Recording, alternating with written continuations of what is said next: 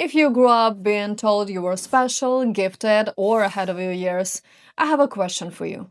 Does that title feel like a blessing right now? Or does it feel like a debt you can't pay back? You were told you had a limitless potential, yet you're watching people who don't have half your IQ lap you in the real world. You are sitting on the sidelines with 10 brilliant ideas, while they're winning with one mediocre idea that actually started. Success isn't eluding you because you aren't smart enough, it's eluding you because you are only smart. Your intelligence hasn't been your engine, it's been your cage, and today we are going to break it.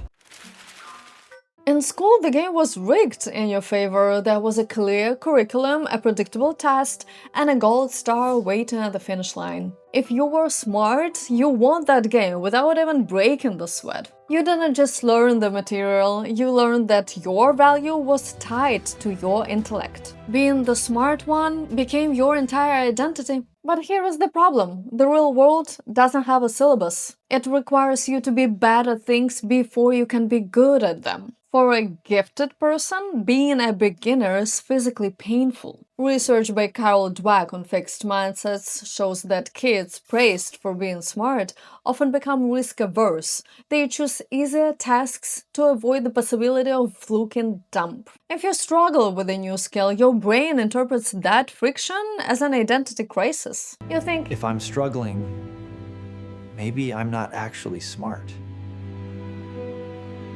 to avoid that thought, you subconsciously stop trying. You retreat into safe excellence, the mid-level job you can do in your sleep, or the project you never launch because it's not quite ready. You'll stay where you can guarantee you'll remain the smartest person in the room, effectively trading your future for the safety of your ego. Success requires the one thing you've spent your life avoiding: the willingness to be a fool. Your potential is a liability until it's converted into performance. But even if you summon the courage to step out of that cage, your brain has a second line of defense. It's a subtle, more dangerous trick. It convinces you that thinking about the work is the same as doing it.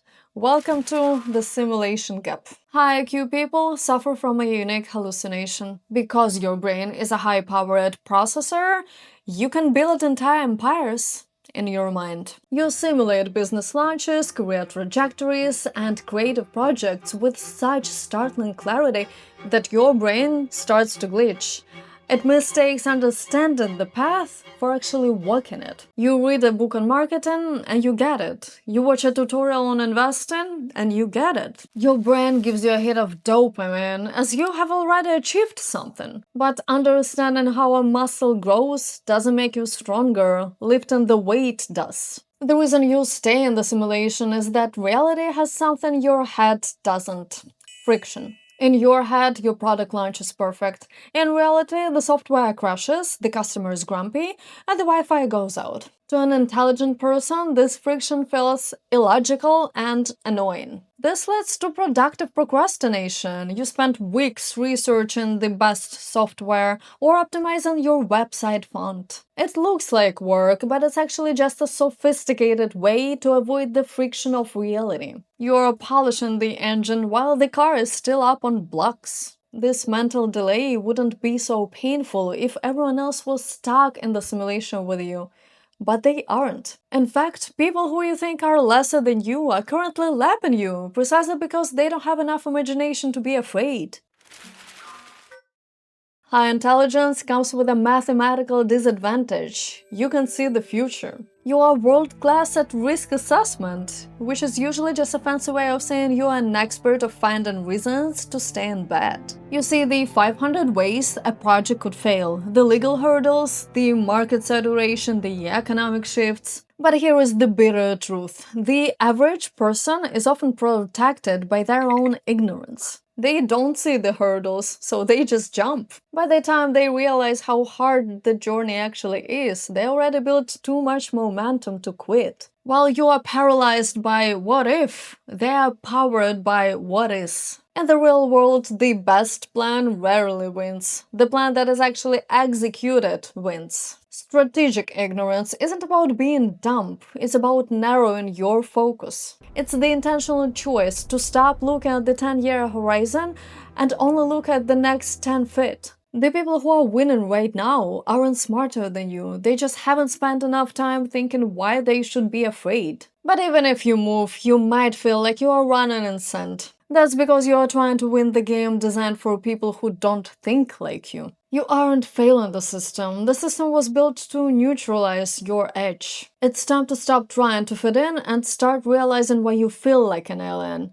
This is the outsider syndrome. Traditional hierarchies, corporate ladders, school systems, bureaucracies, they were built for the men. They are designed for linear thinkers who are comfortable following instructions. If you have high divergent intelligence, you don't just work in these spaces, you suffer in them. Studies on high potential employees show they are most likely to be disengaged because traditional structures prioritize process over problem solving. You see the logical fallacies in the way things have always been done, and you resist. But instead of living, you spend your energy resentfully participating in the system that wasn't made for you. Smart people often fall in love with the meritocracy myth, the idea that the best work wins. You wait for the system to recognize you, only to watch the promotion go to the person who played politics better than they did the work. You get bitter, you check out, but that bitterness is just another form of delay. You are waiting for the world to become rational before you decide to be successful. The shift happens when you stop trying to fix the square hole and start embracing your circular shape. Your inability to fit in isn't a defect, it's the signal that you were meant to build your own world.